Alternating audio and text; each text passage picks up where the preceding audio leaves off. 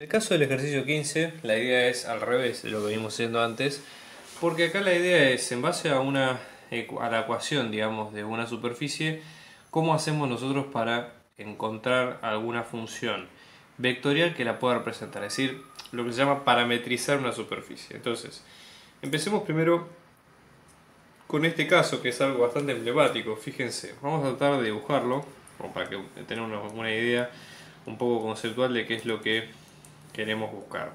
A ver, lo que vemos acá es que hay digamos, esto es, si uno se lo pone a pensar de una forma clásica, es un cilindro que tiene radio 4, ¿sí? Fíjense, acá tenemos 4 menos 4, que tiene una simetría respecto del eje Z, por el hecho de que la distancia entre x e y, digamos, x más y cuadrado, acá lo que está dejando es al z a un nivel constante, por lo tanto vemos que esta es la figura en cuestión. Entonces, con lo que dijimos recién, fíjense, el valor de z es independiente de lo que pase acá.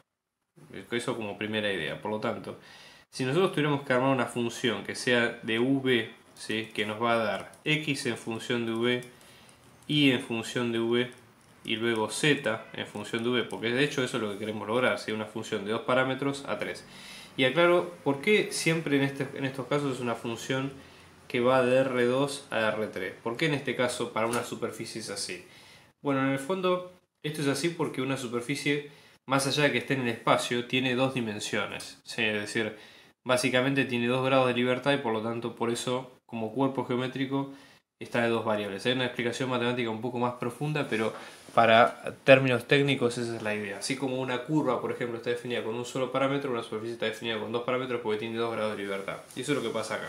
Entonces a ese modelo matemático es a lo que queremos llegar ahora. Entonces, como primer tip, fíjense que z no aparece en la ecuación. De hecho, en la geometría de la figura es independiente de lo que pase con z, porque siempre la gráfica queda igual. Por lo tanto, acá podríamos decir z es igual a una de las variables. Por ejemplo, la variable b.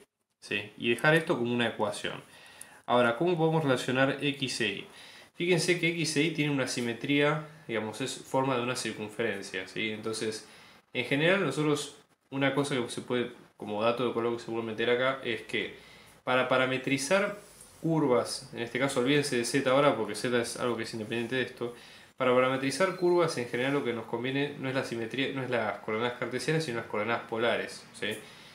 Por el hecho de que las coordenadas polares, si ustedes lo vieron en física y demás, tienen que ver con el radio y con el ángulo de un vector. Entonces, por ejemplo, supongamos que si yo estoy en R2 en el plano, ¿sí?, y me paro en un punto determinado, en vez de expresarlo en sus coordenadas x sub 0 y y sub 0, lo que hago es expresarlo en función de su radio, ¿sí?, es decir, su módulo. Si este es el vector b, este sería el módulo de b, y luego tenemos el ángulo. Entonces es más sencillo de esa forma. Entonces, ¿por qué las coordenadas polares convienen para este tipo de geometrías? Una circunferencia siempre se trata de puntos que están a la misma distancia de otro punto, ¿sí? Entonces, en este caso, si la circunferencia nos va a quedar x menos x sub 0 al cuadrado más y menos y sub 0 al cuadrado, esto es igual al radio al cuadrado, este radio es la distancia entre dos puntos, a saber, el punto perteneciente a la curva, o sea el xy, y luego el centro, que es el x0 y 0. En este caso, como el x0 y 0 es el 0, el radio es simplemente lo que nosotros vamos acá, o igual de todas maneras es lo mismo, pero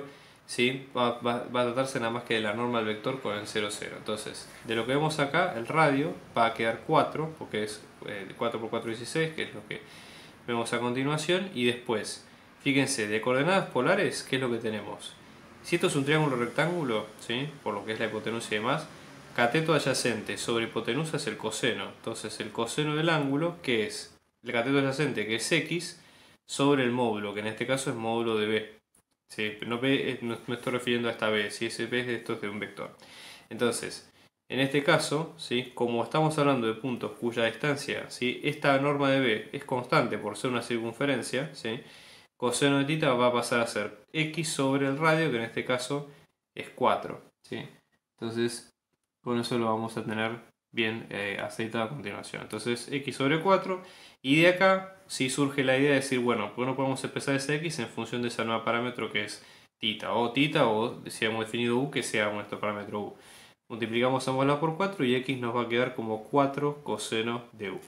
Lo mismo si hacemos con el seno. Seno en este caso va a ser el cateto opuesto, entonces va a ser cateto opuesto sobre la hipotenusa es el seno, entonces decimos seno de u, en este caso nos va a quedar i sobre la hipotenusa le dijimos que era como el radio que es 4, con lo cual de acá sacamos que i nos va a quedar 4 seno de u. Entonces, en definitiva, como conclusión vamos a tener que x nos va a quedar como 4 coseno de u, y nos va a quedar como 4 seno de u, y z nos va a quedar como b.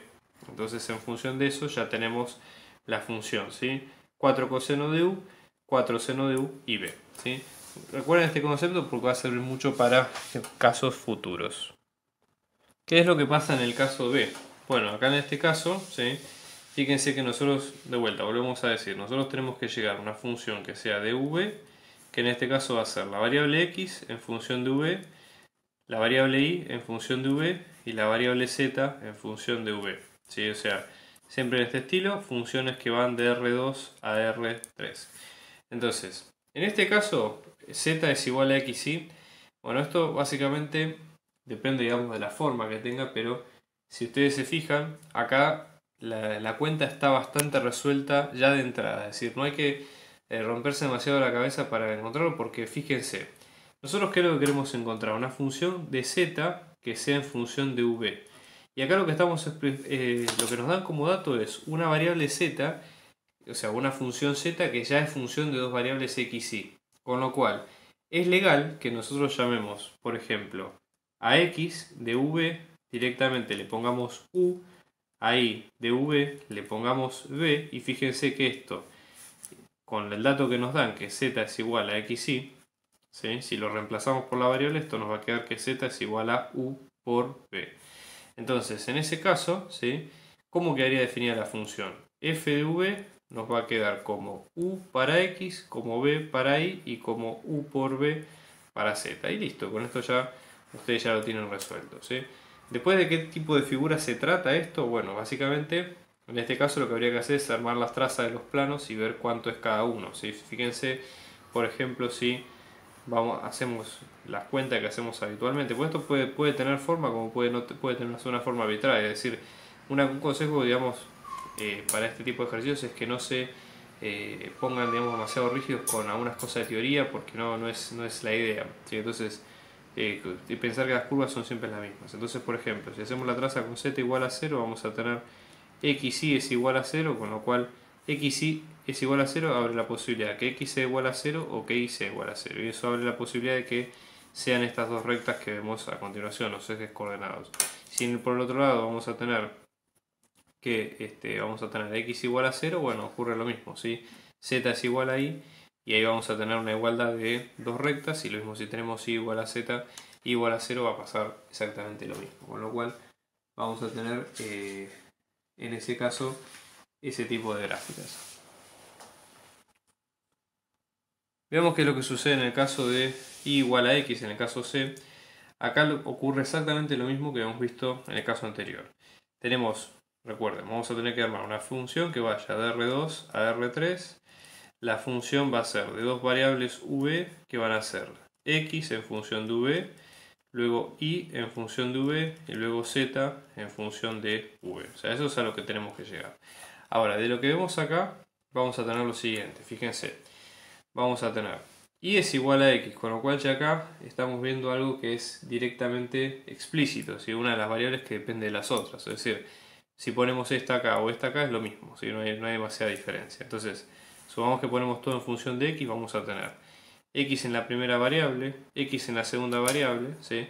Y luego tenemos z que todavía no está definida. Pero si queremos buscar una asociación entre u y b, ya les diría que prácticamente el camino está listo, porque fíjense que no hay demasiada definición mucho más allá de lo que es esto, así que podemos asociar u con x, por ejemplo, ¿no? Y b lo podemos asociar con z, y simplemente la ecuación quedaría como f de v nos va a quedar como u para x, u para y b para z. ¿Qué es esto en la gráfica de R3? Si nosotros nos lo ponemos a ver con una forma un poco más elaborada. Fíjense, y igual a x, si nosotros pensamos en el tema del plano, es la recta, ¿sí? La función identidad, que si nosotros lo vemos desde arriba sería esto que vemos acá, ¿sí? Entonces, supongamos que hacemos z igual a 0, la traza del plano z igual a 0, lo que vamos a ver es que la recta sigue siendo y igual a x, visto desde arriba, vamos a tener x y vamos a tener la función y igual a x, que es lo que vemos acá, ¿sí? Pero visto desde arriba. Si por ejemplo tenemos x igual a 0, vamos a tener que y es igual a 0. En el plano zx, ¿sí? Z o zi, perdón, vamos a tener esta recta que vemos acá a continuación. Pero como x es igual a 0 y x es este punto que está acá, solamente el punto. Y después lo mismo del otro lado. Entonces esto es un plano, ¿sí? Que tiene esta orientación visto desde acá, como lo ven ustedes.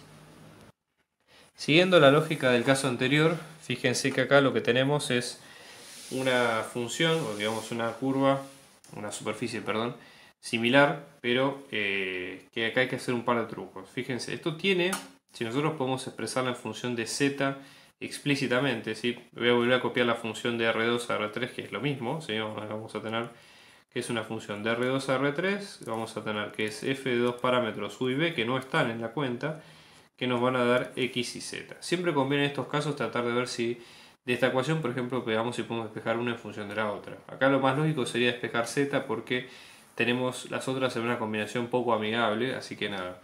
Sumemos z a ambos lados acá, z a la izquierda y z a la derecha sumados, nos va a quedar que z es igual a x al cuadrado menos 4x más y al cuadrado. Bien, esto tiene un aspecto bastante parecido a lo que sería, por ejemplo, un paraboloide, pero el tema es que está este 4x acá que hace un poco de ruido por el hecho de que no es un paraboloide centrado en 0, 0 como vimos siempre. Generalmente, ¿qué es lo que se hace en estos casos como técnica, pero no es obligatorio? Es completar cuadrados para tratar de expresar esto de una forma factorizada y linda. Entonces recuerden ustedes, si nosotros tenemos dos números que se están restando al cuadrado, esto va a quedar como el primero al cuadrado menos dos veces el primero por el segundo más el segundo al cuadrado. De la misma manera, si tenemos una suma de los dos al cuadrado, esto se puede pensar como el primero al cuadrado más dos veces el primero por el segundo más el segundo al cuadrado. Caso que sería este, por ejemplo, porque nosotros tenemos x al cuadrado menos 4x. Para llegar a hacer una situación de este estilo, fíjense, tenemos el primer número que está al cuadrado es x al cuadrado, perfecto, eso está chequeado. Es un menos, así que sería este caso que vemos acá. Tenemos un menos acá. 4x lo podemos pensar como si fuera 2 por 2 por x, ¿sí? Con lo cual eso nos permite identificar que el segundo número, el a cuadrado, tiene que salir de un 2 al cuadrado. Entonces acá tenemos que sumarle, ¿sí? Un 2 al cuadrado, acá lo mismo, ¿sí? Pero como este 2 al cuadrado antes no estaba, necesariamente tenemos que restarlo para que el efecto sobre la cuenta no se altere. Entonces esto, ¿sí? Fíjense que tiene la misma sintaxis que la diferencia de cuadrados que vimos al principio, o sea que esto sería x menos 2 al cuadrado y luego tenemos que restarle este 4 inevitablemente que sirve para completar ese cuadrado que vimos ahí. Todo esto es igual a estos dos términos que vemos acá, x al cuadrado menos 4x que vemos a continuación. Entonces acá nos va a quedar z es igual a x menos 2 al cuadrado, ¿sí? Menos 4 más y al cuadrado. Esto, si nosotros lo ponemos de otra forma, sí se puede pensar como, si lo queremos ver como un paraboloide, una forma de verlo sería así. Sumamos 4 a ambos lados, nos va a quedar z más 4 es igual a x menos 2 al cuadrado más y al cuadrado. Y verlo de esta forma está bueno por lo siguiente, fíjense. Lo primero que observamos nosotros es que el paraboloide no está centrado en el 0, 0, sino que las circunferencias concéntricas, pero de radio distinto, van a estar ubicadas en el 0, en el 2, 0. Entonces acá nos ubicamos. Este es el 2, 0, ¿sí? Punto 2, 0. Van a estar centradas acá. Después, z más 4 quiere decir, para que esto sea positivo, z necesariamente tiene que ser mayor o igual a menos 4. Entonces, la base del paraboloide va a estar acá, en menos 4. Entonces ahí es donde va a ser el paraboloide, efectivamente, su forma, ¿sí? Entonces, para que ustedes lo tengan en cuenta, que es una variante más de lo que vienen viendo hasta ahora.